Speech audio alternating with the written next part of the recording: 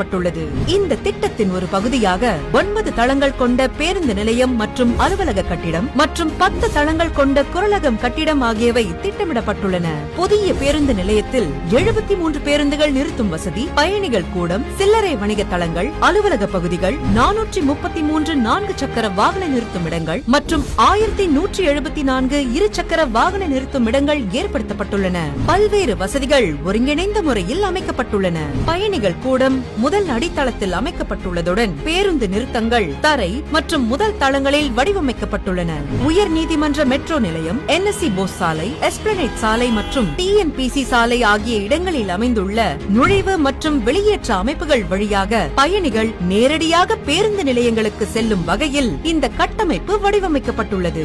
இந்த MMFC திட்டத்தில் தீயணைப்பு பாதுகாப்பு வசதிகள், மின்தூக்கிகள், நகரும் படிக்கட்டுகள், கழிவுநீர் சுத்திகரிப்பு நிலையம், ஒருங்கிணைந்த கட்டிட மேலாண்மை அமைப்பு உள்ளிட்ட அனைத்து நவீன உள்கட்டமைப்பு வசதிகளும் இந்த திட்டத்தில் அடங்குகின்றன.